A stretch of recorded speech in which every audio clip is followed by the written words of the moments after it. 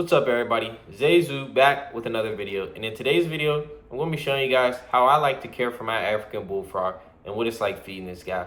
I've had him for about 3 weeks, so in no way am I an expert at this, but I have had other similar frogs that are terrestrial and tropical, and similar to this I've taken care of Pac-Man frogs and other types of bullfrogs, so I feel like my knowledge is adequate to come on here and share with you guys how I care for them and what I think works well for them. So before we jump into the setup and all the accessories that we need for this turtle, I just wanted to share with you guys a couple of facts. This is the second largest frog in the world, reaching a size up to 10 inches and 4 pounds. They come from a tropical region in Africa, Central to South Africa, so they do like it humid. And this is a ground dwelling frog. It's terrestrial, it does not climb trees or anything like that. So that is the environment that we are trying to achieve when recreating the habitat for this animal.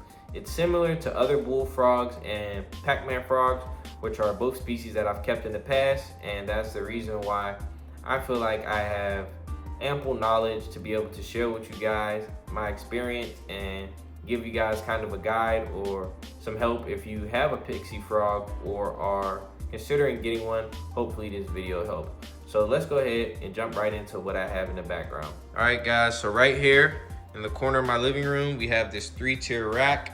And this rack holds all of our supplies and the actual bin that our frog is in.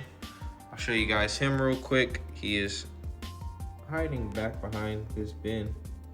I'll give you guys a better shot of him in a moment. He's just hiding because I took out all his foliage to clean the tank out a little bit so you guys can have a better view of what the setup is that we're working with. But like I said, this is the bin we keep him in. This is about 20 to 25 gallons. It's a clear storage tote bin. I just picked it up from Walmart for under 20 bucks, so it's really affordable. It's good for visibility so I can see out of it, and it's great for humidity. We did put some holes in it so that there's good airflow going in and out, but we do have the lid right here that we can put on top, and that will secure it and make sure our frog doesn't escape. And that also is great because it helps keep the humidity up. Now, if we ever need any type of extra ventilation or temperature drop, we just simply take the lid off, and that can help provide our frog with a better gradient of temperatures and humidity so that it's not always just a stable, constant thing. It fluctuates a little bit, just like it would out in nature. Our first topic ties right into our second topic, which is temperature and humidity. For every frog, you're going to need a spray bottle. The spray bottle is good to ensure that you're able to keep the humidity up high. With these frogs, you want to keep it at least about 70 to 90% humidity. I use my spray bottle pretty much every other day to spray out the enclosure to keep the humidity up and to refill the water dish when necessary. This other item I have right here is what's this called? A infrared thermometer. This is good for checking temperatures. On the hot side, these guys want to have a gradient from about 80, high 80s to about 70 degrees. You know, anywhere from about 88 to 70 degrees is good for these guys. So right in here we have 86 degrees in here. And then on this side we have 75 degrees, which the lid has been off for a few hours, but usually it's about 74 degrees on this side and about 86 to 88 degrees on that side, which is perfect for this guy. He has his cool side if he wants to go cool off. Then he has his hot side if he wants to stay nice and warm. The way that we keep it warm on this side, which is our third item that we have a small ZoomEd heating pad under here. We don't have a thermostat on it. We just have it plugged in, and then we use our substrate to be able to create a gradient so he can dig down if he wants to get warmer, or he can just stay on the surface at 88 degrees like it says it is inside of there. But if he needs to get up to 90 degrees, he can burrow down into the soil and achieve that warmer temperature. So it's always good to offer your frog a range of temperatures so they can choose which is best for them. And our third subject ties right into our second subject, the substrate. And I chose this cocoa husk substrate, which is pretty much like a dirt. I chose this because it holds the humidity really good. It allows the frog a substrate that they can burrow down into to make them feel safe and achieve that higher humidity if that's what they're seeking. And also, you know, Like mulch is really good also, but the only difference is this is a finer substrate. So if it's ingested by the frog, this is a lot easier, or this is a lot less for me to worry about. If they ingest, I don't have to worry about them possibly becoming impacted or any issues that might come with that. Our fourth subject is foliage and decor. As you guys can see, I took out the fake plants. These are just like a fake vine I bought from Walmart, and I cut it up. I take out everything out of the enclosure at least once a week. I clean the water dish. I look around for any poop, and I kind of just sift through the substrate to make sure there's no bugs or mold growing in there. You want to make sure that you do this to make sure that the health is up on these guys. But we can go ahead and put the fake plants in. They really like the fake plants, and they like the cave, and they need the water dish. But these other things, they provide them with coverage so that they don't feel like they're being preyed on by any other larger animals. You know, it really helps them feel comfortable coming out and wandering around inside the environment, versus right now it's wide open. And guess where my frog is at? He is behind here hiding for his dear life because he feels like he's too exposed out here, or even in this cave. If there's nothing covering it to hide him, then he feels exposed. So that's why it's very important and definitely a must-have to have some type of foliage for your frog inside of their enclosure, and a cave also for them to feel secure in. And of course, the water dish. They need a water dish to soak, and these are things that you should be taking out weekly and inspecting and cleaning them off to make sure that everything is clean and healthy inside the setup. Our fifth and final subject for these guys is going to be the diet.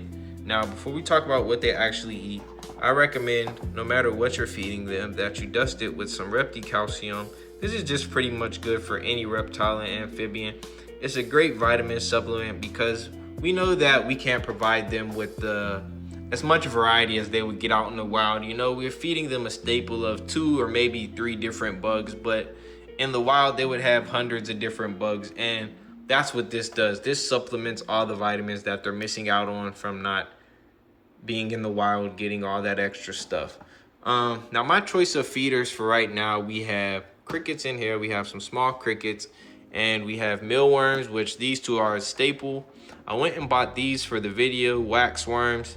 Kind of as the name implies, these are waxy, so they're more of a fatty worm. So you don't want to feed those all the time, but for the sake of the video, I went ahead and got that. Other things that's also really good to feed these guys are roaches. Roaches are honestly my preference. I feel like that's a good balance, but I couldn't find any, so I'm just going to keep it real with you guys and show you guys what I've already been feeding this guy. In the future, maybe we'll find roaches and switch him over, and in the future this guy will be huge, so who knows, maybe we'll even be able to feed him small fish or quails or maybe even mice in the future, you know. But for right now, he's just eating these insects.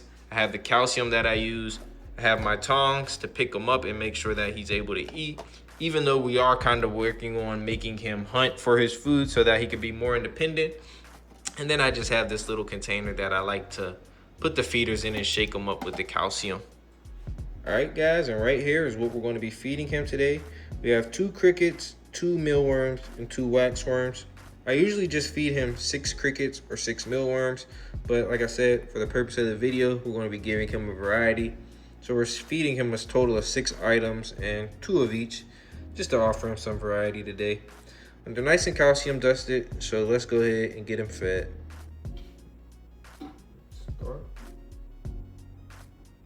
Let's start him off with a waxworm. Huh? Quick and easy. This guy loves to eat. He loves to eat. Let's do another waxworm. He took that out happily.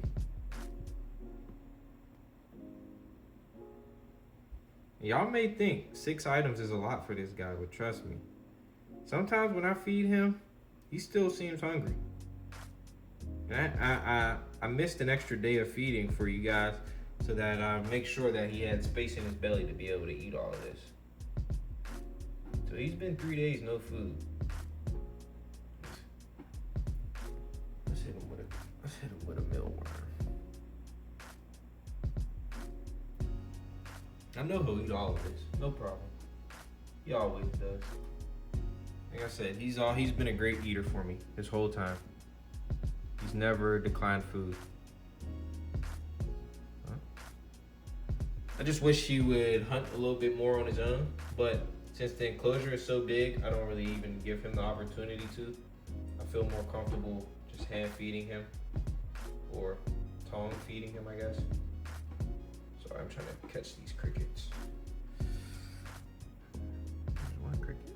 I missed him. No. See, he did a little bit of hunting. He seen him moving and then he grabbed him right before he got away.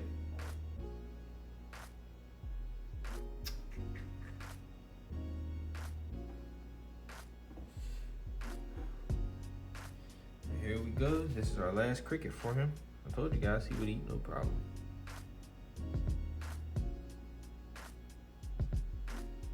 Huh? See, around that 6th one is when he starts to become hesitant. He might be full. You see, he didn't want it. I don't think he wants it, because he would grab it if he wanted it. Oh, and he took it.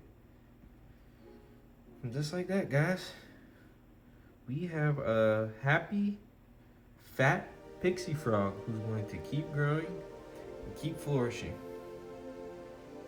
All right, guys, and that's going to wrap it up for today's video. If you stayed this long, I really appreciate it. If this video helped you out in any kind of way, make sure to drop a like and comment what your favorite part of the video was. Share it with a friend if you think it could help them out.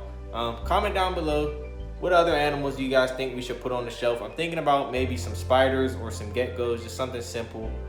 I don't know, guys, but we're going to definitely be getting more reptiles, so stay tuned for that. Make sure y'all like and subscribe.